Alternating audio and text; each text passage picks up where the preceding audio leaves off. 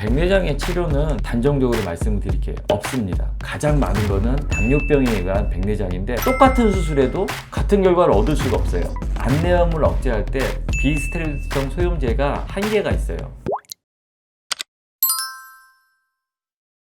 원장님 안녕하세요. 예, 안녕하세요. 제가 오늘 병원에 다녀왔는데 당뇨가 있다고 하더라고요. 근데 저희 강아지도 당뇨가 있는 것 같아요. 강아지들은 당뇨가 있으면 어떻게 되나요? 개에서도 당뇨병이 있어요. 그리고 사람에서는 보통 혈당이 120, 130 넘어가면 혈당 위험군이라 하고, 하지만 개에서는 이 당뇨병의 수준이 차원이 달라요. 보통 250, 300 이상이 되면 이제 당뇨로 진단을 하는데, 당뇨에 대해서는 추후에 다시 이야기를 나눌 기회를 가져보고요. 오늘은 당뇨병에 의한 합병증 중에 가장 대표적인 백내장에 대해서 같이 이야기를 나눠볼까 합니다. 그럼 백내장은 어떤 질환인가요? 제가 임상을 할 때 가장 많이 들었던 질문 중에 하나가, 우리 애가 눈이 하얘요 라는 얘기를 많이 하세요. 눈은 사람도 그렇고 개도 그렇고 어디에 하얗게 되느냐에 따라서 이제 질환이 다른데, 가장 대표적으로는 첫 번째 눈, 이 검은 동자가 빛을 비추면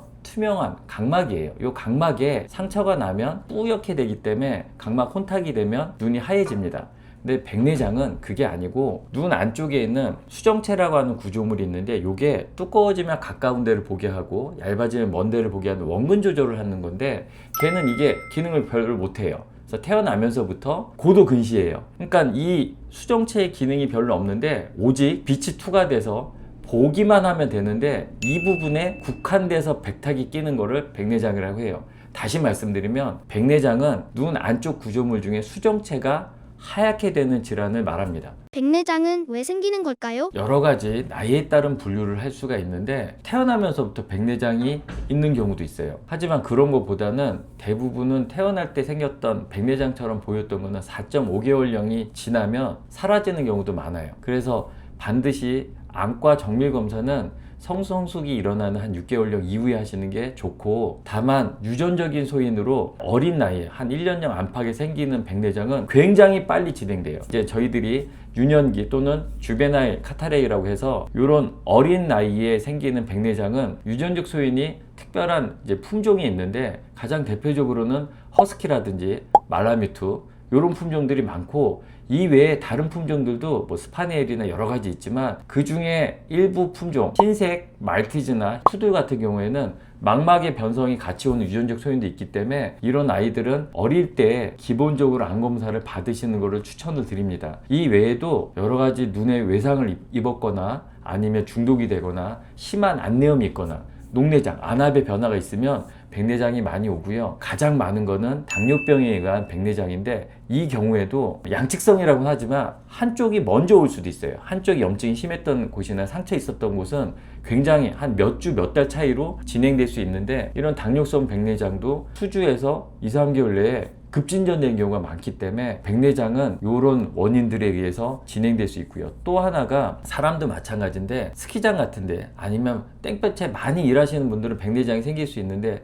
자외선도 그 영향 중에 하나예요. 그래서 눈을 보호하기 위해서는 너무 땡볕에 나가시는 거, 특히 땡볕에 나가도 홍채가 정상적으로 작동해서 축동이 되면 괜찮은데, 신경 증상이나 아니면 예전에 상처 때문에 홍채가 제대로 작동하지 않는 이런 질환들이 있을 때는 특별히 땡볕에 나가시는 거는 좀 피하시는 게 좋아요. 백내장은 어떻게 진행이 되나요? 제가 종종 이 질환들에 대해서 설명을 할 때 자꾸 분류를 하는데, 분류하는 이유는 어떤 단계에서 어떤 치료가 필요하고 그 예후가 어떤지를 명확하게 알려드리기 위해서 단계를 나눠요. 이거 제가 나눈 게 아니고 이제 여러 학자들이 만든 건데, 백내장은 총 4단계로 나뉩니다. 처음에는 수정체가 동그랗게 360도가 있다면 구석구석에 조금씩 희끗희끗하게 백내장이 생길 수 있어요. 자세히 들여다 봐야지만 보이는 정도의 백탁이 끼면 요건 초기 단계예요. 이땐 특별하게 수술이 필요 없고, 이때는 다른 안내염이 동반되지 않습니다. 근데 요 단계를 지나가면 그냥 대충 봐도 하얗게 아주 뚜렷하게 띄는 요걸 미성숙 단계인데, 이 단계에는 시력이 저하가 일부 나타날 수 있지만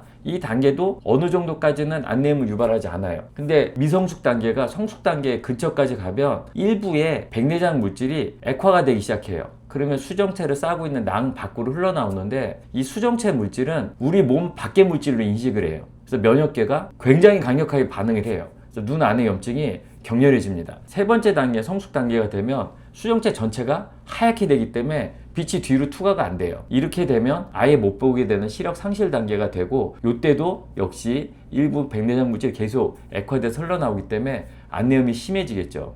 이 다음 단계는 과성숙 단계인데, 이때가 되면 굉장히 액화가 많이 돼서 많이 누출이 돼요. 이러다 보면 안내음이 극심해지고, 그러다 보면 눈 안에서부터 안방수가 배출되는 통로가 막혀서 눈이 빵빵해지든 녹내장으로 진행될 수 있어요.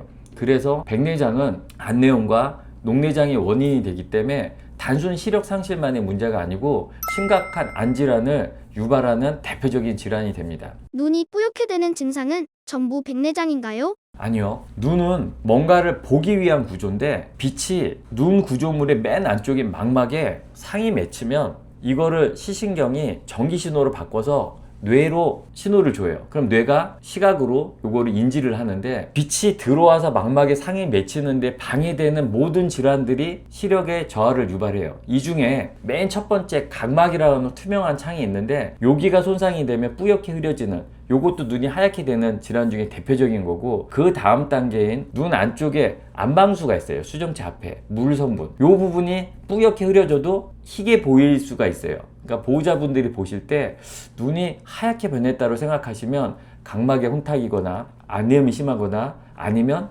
지금 오늘 주제인 수정체가 하얗게 변하는 건데, 이런 질환들은 반드시 병원에 가셔서 감별 진단을 받으셔야 돼요. 백내장이 진행되면 어떤 문제들이 발생하나요? 가장 대표적으로는, 수정체는 원래는 원근 조절을 하는 거지만 수정체 자체가 투명한 구조물이기 때문에 여기에 백탁이 끼면 시력의 저하가 나타나요, 초기에는.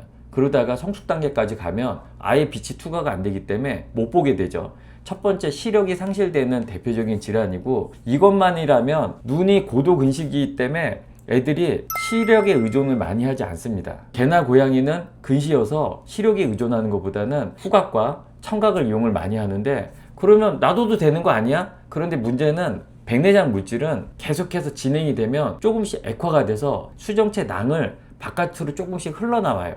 이 물질은 눈에서 면역계가 내 몸이 아니라고 인지를 하기 때문에 심각한 안내음을 유발을 해요. 눈 안쪽 염증을 안내음이라고 하는데, 이렇게 되면 계속해서 눈 안에 있는 염증이 진행이 돼서 망막이 떨어진다든지 아주 심각한 질환이 나타날 수 있고, 가장 대표적인 후유증이 눈 안에 있는 염증이 바깥쪽으로 안방수를 통해서 배출이 되다가 이 염증산물 찌꺼기가 배출로 다 틀어막으면 눈 밖으로 안방수가 나가지 못해서 눈이 엄청나게 아픈 녹내장으로 진행될 수 있어요. 이 경우에는 안질환에서 가장 나쁜 질환이라고 하면 시력상실과 녹내장이기 때문에 백내장을 방치하시는 것은 굉장히 좋지 않습니다. 백내장이 의심되면 어떤 검사를 받아야 하나요? 이제 기본적으로 안 검사에는 계속 제가 말씀드렸던 첫 번째 창문인 각막에 대한 이제 손상이 있는지, 또 눈물이 충분히 나와서 눈을 보호하고 있는지, 그 다음에 눈 안의 변화는 객관적인 지표 중에 안압이라고 하는 게 있어요. 안내압을 측정하는 이런 기본적인 검사를 통해서 일단 눈 상태 컨디션을 확인하게 되고, 직접 검안경이나 세극등이라고 하는 이 검사를 통해서 눈 안쪽 구조물을 볼 수 있는데, 그 중에 수정체에 대한 평가를 하는 데는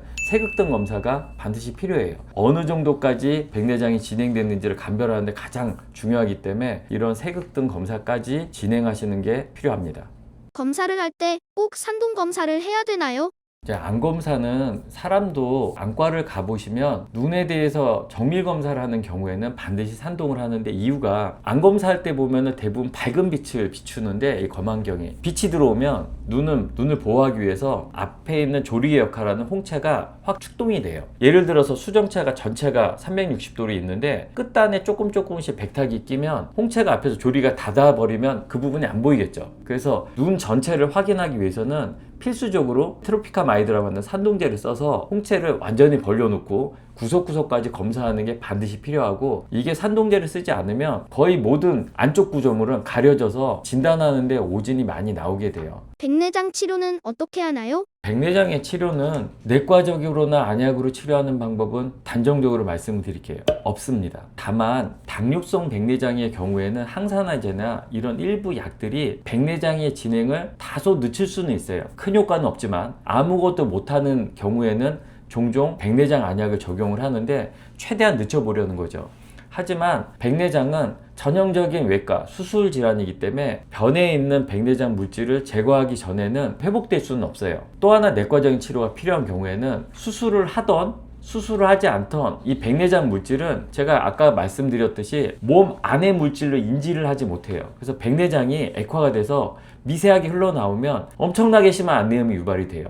이걸 억제하기 위해서 소염제 안약을 주기적으로 이제 눈에 적용해서 염증이 갑자기 급증하지 않도록 계속 눌러줘야 돼요. 눈 안에 있는 영양을 공급하는 안방수가 우각이라는 미세한 구멍을 통해서 밖으로 흘러나오는데 이곳에 염증 산물이 갑자기 염증이 급증하면서 꽉 차버리면 바로 폐쇄가 돼요. 그러니까 염증이 일어나더라도 없앨 수 없다면 적당히 눌러주는, 어느 선을 넘지 못하게 소염제 안약을 지속적으로 관리해야 될 필요가 있어요. 특히 심장 문제라든지 안내음이 너무 심하거나 안암 문제 때문에 수술을 못하는 경우가 있어요. 백내장을 제거하지 못하면 지속적으로 이 염증 산물이 조금씩 흘러나오면서 어느 순간에 안내음이 굉장히 심해질 때가 있어요. 이거를 계속 주기적으로 안약을 유지해서 관리하는, 이게 가장 대표적인 백내장의 내과적인 치료예요. 하지만 원인을 제거하지 않고서는 시력을 회복하거나 이 염증원을 제거할 수 없기 때문에 반드시 원인 치료는 수술밖에는 없습니다. 수술은 어떻게 하는 건가요? 수정체 유화흡인술이라는 방법을 쓰는데 사람하고 똑같아요. 수정체가 영어로는 페이코라고 하는데 페이코, 이머시피케이션, 잘게 부셔서 흡인한다라는 뜻인데 수정체 유화흡인술은 아예 그냥 세팅이 돼 있어요. 그래서 눈에 각막을 뚫고 3mm 정도 되는 기구가 들어가서 수정체의 전낭을 찍고 거기에다가 초음파를 때려서 잘게 부셔서 빼내요. 그리고 나서 그 부분에다가 접어있는 인공 수정체를 집어넣고 딱 고정을 시키면 수술이 끝나요. 근데 이때 문제가 안압의 변화가 굉장히 심하면 예후가 좋지 않습니다. 그 안압의 변화 중에 정상 안압이 25 플러스 마이너스 5인데, 그러니까 20에서 30 정도인데 아주 심하게 10 이하의 저안압이 되는 건 대부분 안내음이에요. 안내음이 있으면 예후가 많이 떨어져요. 심지어는 뒤에 망막까지 손상이 돼서 이 안압 변화에 훅 떨어질 수가 있어요. 그러니까 굉장히 예후가 좋지 않고, 더 나쁜 건 안압이 올라가 있는 녹내장 상태에서는 수술이 끝나면 안내음이 무조건 수술하고 나면 어느 정도 진행되기 때문에 산동제로 벌려줘야 되는데, 산동을 시키면 눈 안에 있는 물이 빠져나가는 우각이 좁아져요. 그러니까 산동제를 쓸 수가 없는 상황이 돼요. 그러니까 녹내장이 있거나 안압이 상승되어 있는 녹내장이 있을 때는 수술을 권해드리지 않습니다. 굉장히 예후가 안 좋기 때문에. 그러니까 이런 여러 가지 영향을 끼치는 경우가 있어서 수술을 원하셔도 못하는 경우가 있어요. 대부분 뭐 때문일까요? 너무 늦으신 거예요. 제가 앞에서 백내장은 4단계라고 말씀을 드렸는데 초기 단계는 수술을 잘 권하지 않지만 이때 한다면 최고로 예후가 좋겠죠. 하지만 미성숙 단계 앞부분에, 미성숙 단계도 성숙 단계에 가까울 때는 예후가 떨어져요. 그러니까 미성숙 단계도 희끗희끗하게 시작될 때 하면 예후가 굉장히 좋습니다. 그래서 백내장은 진행이 뒤로 되면 똑같은 수술에도 같은 결과를 얻을 수가 없어요. 또 하나, 사람에서는 백내장 수술하고 나서 머리 감는 것까지 금지를 시켜요. 고개를 숙이거나 하는 거는 갑작스럽게 안압의 변화가 있기 때문에. 그런데 걔들은 이 얘기를 이해하지 못하죠. 특히 귀가 안 좋거나 하면 막 머리 트는 건 기본이에요. 이때 수술하고 나면 안압 변화가 심한 아이들, 특히 안압이 낮거나 높은 아이들은 머리 흔들거나 하면 안내 출혈이 바로 일어날 수 있어요. 망막 박리도 일어나고.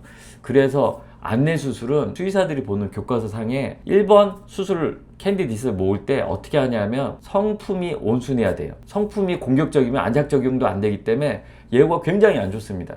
또 하나, 눈이 너무 작거나 안압 변화가 있거나 안내음이 있거나 이런 경우에도 예후가 좋지 않아요. 그래서 개에서는 눈 안의 수술, 각막 수술을 제외한 눈 안의 안내음에 대한 수술을 할 때는 개의 성품과 칼라 같은 거를 쓰고 적응을 잘 할 수 있는지까지 같이 봐야 되는 이런 부분이 좀 복잡하게 얽혀 있어요. 백내장 수술의 목적은 무엇인가요? 백내장을 수술할 때는 목적이 시력을 유지하기 위한 게 1번이에요. 백내장은 수정체만 제거를 하고 인공 수정체를 넣어주는 건데, 이 경우에는 수정체가 정상적으로 깨끗해져도 뒤에 망막이 변했다면 시력은 찾을 수가 없어요. 그래서 그거를 확인하기 위해서는 ERG 검사라는 걸 하는데, ERG 검사를 대체하는 걸로는 강한 빛을 쬐을 때 백내장을 통과해서 애가 눈을 이제 어느 정도 빛에 반응을 하거나 하면 저희가 어느 정도 시력이 있다라고 추정을 합니다. 하지만 보다 정확하게 하기 위해서는 ERG 검사를 하게 돼요. 그런데 백내장은 시력을 찾기 위해서만 수술하는 건 아니에요. 아까부터 말씀드리지만 백내장 물질이 흘러나오면 몇 년이고 계속해서 안내염이 심해졌다 완화됐다 심해졌다 완화됐다 해요. 이거를 관리하기 위해서는 스테로이드나 비스테로이드 안약을 계속 유지를 해야 되는데 백내장 수술을 하지 않았을 때는 안내염에 대한 통제가 안 되는 경우가 상당히 많아요. 그래서 안내염이 악화되는 걸 예방할 목적으로도 수술하기 때문에 백내장 수술은 할 수 있을 때 조기에 진단해서 하시는 게 훨씬 아이한테는 유리합니다. 수술을 하면 시력이 얼마나 개선되나요? 원래도 개들은 수정체 기능이 굉장히 약해서 멀리 있는 걸 잘 못 봐요. 원래가 근시인데 이제 이 아이들에 맞춰서 인공수정체를 넣어주면 원래보다 정상일 때보다 더 잘 볼 수도 있어요. 하지만 그렇게까지는 욕심이고 또 인공렌즈 자체에도 문제가 있을 수 있기 때문에 백내장 수술은 시력이 회복되는 것보다는 어느 정도 볼 수 있게 하는데 초점을 맞추고 거기에 부수적으로 저는 이게 더 중요하다 생각하는데 안내염을 통제하기가 월등히 유리해져요. 백내장 물질이 흘러나오지 않게 되기 때문에. 그래서 그런 목적. 또 안과 질환에서 제일 나쁜 건 시력 상실보다 녹내장인데 녹내장으로 가는 거를 예방하는데 큰 도움이 되기 때문에 백내장이 진행이 된다면 빠른 시간 내에 수술을 하시는 게 추천됩니다. 백내장 수술 후 예후가 어떻게 되나요? 솔직히 수술에 대한 테크닉적인 부분에는 별 차이가 없어요. 대부분이 비슷하십니다. 근데 지금 현재 안구 내의 염증이 얼마나 심한지 또는 안압이 상승해서 녹내장 위험 소인이 있지 않은지 그 다음에 이것들보다 더 중요한 애 성품이 안내 수술을 받아들일 만한지 아무리 착해도 머리를 자주 흔드는 애가 있어요. 귀질환 때문에. 이런 경우에는 예후가 떨어져요. 그리고 눈을 부벼대거나 하는 경우 그리고 공격적이어서 안약을 못 넣는 경우에는 수술 안 하신 것보다 훨씬 나빠져요. 그래서 이 안내 수술은 여러 가지 복합적인 수술 성공에 영향을 끼치는 요인들이 있지만 애 성품이 괜찮고 조기에 수술한다면 굉장히 좋은 결과를 얻으실 수 있어요. 수술 후 보호자가 가장 신경 써야 할 부분은 무엇인가요? 첫 번째, 뇌칼라를 잘 유지하고 눈을 비비거나 긁는 거는 치명적이고요. 이거 외에는 주치 선생님이 처방한 안약을 제때 정확하게 넣어주시면 좋은 결과가 있을 겁니다. 안약을 얼마나 오랫동안 넣어야 하나요? 보통 조기에 미성숙 초기 단계에 수술을 하게 되면 빨리 안약을 끊는 애들은 한두 달이면 이제 안정화가 돼요. 사람보다 오래 걸리는 이유는 대부분 안내염이 많이 동반돼 있어요. 늦게 발견하니까. 그런데 안내염이 심한 아이들은 수술하고 나서도 수개월에서 거의 1년까지 안내염 치료를 받는 경우도 많이 있어요. 거기에 안압이 상승되고 있는 소인이 있었던 아이들은 녹내장까지 진행되면 녹내장 레이저 수술을 하고 다시 녹내장 안약까지 쓰는 경우가 있기 때문에 백내장에 관련된 수술 또는 백내장을 수술하지 않고 관리하는 경우는 대부분 시간을 끄세요. 겁이 나시니까. 그럼 예후가 굉장히 안 좋아요. 그러니까 조기에 이상하다고 싶으실 때는 빨리 오시고 특히 당뇨병을 앓거나 쿠싱 질환이 있거나 이런 소인이 있는 경우에는 안 검사를 빨리 받으시기를 추천을 드립니다. 스테로이드 안약을 오래 쓰면 안 좋지 않나요? 스테로이드 안약이 좋지 않죠. 그래서 제가 관리하는 많은 보호자님들도 걱정을 하시는데 안내염을 억제할 때 비스테로이드성 소염제가 한계가 있어요. 그러니까 스테로이드가 꼭 들어가야 될 때가 있기 때문에 많이 쓰는 게 아니고 소량 사용을 하기 때문에 그것도 계속 세게 쓰는 게 아니고 평상시엔 한두 번 쓰다가 그 다음에 심할 때만 이제 증량을 하니까 스테로이드 소염제를 너무 겁을 내실 필요는 없으세요. 오늘 같이 알아본 백내장은 보호자님들이 그냥 겉에서 볼 때도 너무 뚜렷하게 이상이 인지가 되세요. 그래서 걱정들을 많이 하시는데 솔직히 백내장은 일찍 진단하고 치료를 한다면 좋은 결과가 기대됩니다. 그래서 눈의 경우에도 뭔가 이상을 느끼실 때 가장 대표적으로 눈이 하얗게 보이실 때는 빠른 시간 내에 병원에 가셔서 진단을 받으시고 치료를 하신다면 좋은 결과를 얻으실 수 있기 때문에 오늘 백내장에 대해서 같이 알아봤습니다. 앞으로도 더 좋은 영상으로 찾아뵙겠습니다.